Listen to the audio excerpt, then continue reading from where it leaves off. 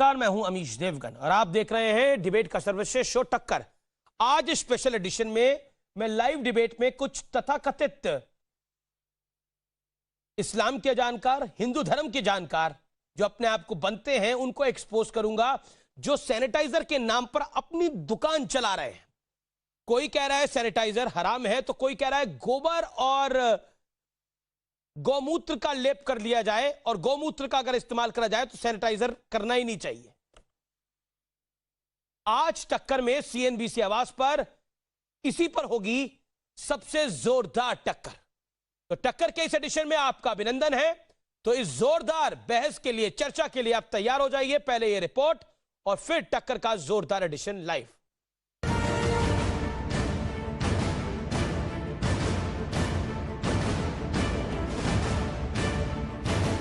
कि सैनिटाइज़र आजकल जितने भी मार्केट में अवेलेबल हैं वो सारे के सारे अल्कोहल से निर्मित हैं, शराब से बनाए गए हैं और शराब इस्लाम में पूरी तरह बैन है।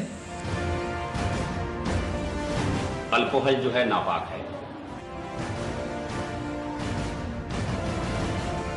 कि अल्कोहल का इस्तेमाल दुरुस्त नहीं है, नाजायज़ है। कोरोना से तो जनाब बाद में लड़ लीजिएगा, पहले इन मौलानाओं की समस्या सुलझा लीजिए। जब मस्जिद में नमाज नहीं हो रही थी तो उस पर दिक्कत थी, और जब मस्जिद में नमाज होने लगी तो सैनिटाइजर से समस्या हो गई। मस्जिद अल्लाह का घर है।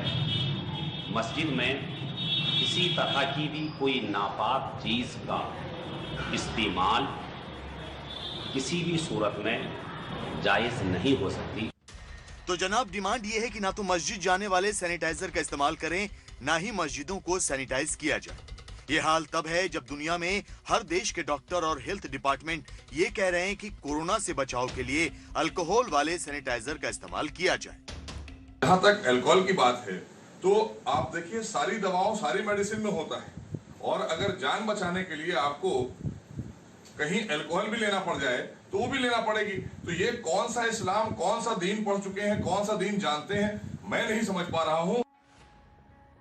हालांकि कफ सिरप समेत तमाम दवाओं में भी अल्कोहल का इस्तेमाल किया जाता है, और कहने को तो ये भी कहा जाता है कि मुसलमानों के लिए टीवी से लेकर फिल्म स्क्रीन पर दिखना भी हराम है। मुस्लिम समाज के तमाम लोग फिल्में देखते हैं, और कई मौलाना तो रोजाना टीवी बहस का हिस्सा भी होते हैं। हालांकि इससे पहले मथुरा के कुछ बड़े मंदिरों के पुजारी भी सैनिटाइजर के इस्तेमाल पर विरोध जता चुके हैं, और अखिल भारतीय हिंदू महासभा के राष्ट्रीय अध्यक्ष चक्रपाणी महाराज तो कह रहे हैं कि धार्मिक स्थलों पर सैनिटाइजर की जगह गोमूत्र और गोबर का लेप लगाया जाए। आपके मन में विचार आ रहा होगा कि आज अमीश देवगन, जब राजस्थान में इतने विधायकों का बवाल मचा पड़ा है, चाइना के बॉर्डर पर ये हो रहा है, ये इस बहस को क्यों कर रहे हैं? इसलिए कर रहा हूं कि ये तमाम लोग मदद तो नहीं कर सकते, लेकिन सैनिटाइजर के नाम पर इतना बड़ा कंफ्यूजन और घालमेल पैदा करने की कोशिश कर रहे हैं कि जान आफत में आएगी लोगों की। इलाज एक का नहीं कर रहे हैं, लेकिन नुकसान सैकड़ों को कर रहे हैं। इसीलिए इन्हें एक्सपोज करने का भी जरूरत है और पब्लिक तक ये बात पहुंचाने की भी जरूरत है। जान पर भारी कट्टर सोच का विश्लेषण आज आपको जरूर सुनना चाहिए। दिल्ली की जामा मस्जिद को हाल में सैनिटाइज किया गया। इंडोनेशिया, टर्की, इराक में हजारों मस्जिदें सैनिटाइज की गई। ये इस्लामिक देश है। भारत में सैनिटाइजर को एंटी इस्लाम बताया जा रहा है। ये गैंग चालू हो गया है।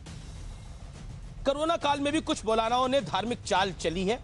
इस्लाम भी कहता है कि जान बचाने के लिए सब कुछ है। कई रिसर्च में साबित हुआ कि इंसान के शरीर में भी बनता है अल्कोहल। कई रिसर्च में ऐसा शामिल हुआ, ग्लोबल रिसर्च के अंदर। मैं बढ़ता हूं आगे। मेरे साथ आज कौन कौन मेहमान जुड़ रहे हैं मेरे साथ इस पर बात करने के लिए? मौलाना साजिद रशीदी, सुबुही खान, स्वाति महेश्वरी डॉक्टर, शाहनवाज हुसैन प्रवक्ता भारतीय जनता पार्टी के पूर्व कैबिनेट मिनिस्टर, मौलाना इसहाक देवबंदी उलेमा है, तारिक फतेह पाकिस्तानी मूल के लेखक। आप तमाम लोगों का स्वागत है। मैं सबसे पहले इसकी शुरुआत आप ही से करता हूं मौलाना साहब। मौलाना इसहाक साहब, आप देवबंदी उलेमा है, मैं आपसे जानना चाहता हूं ये सैनिटाइजर एंटी इस्लाम कैसे हो गया? कृपया करके समझाइए भी उसको। देखिए, हम लोगों ने पहले भी कहा था और आज भी हम लोग इस चीज़ पर ही बात कर रहे हैं कि सबसे पहले तो हमें सैनिटाइज के अर्थ को जानने की ज़रूरत है कि सैनिटाइज होता क्या है। अच्छा, जहां बताइए। तक मुझे मालूम है सैनिटाइज के मीनिंग होते हैं स्वच्छ यानी मुकम्मल सफाई। जी।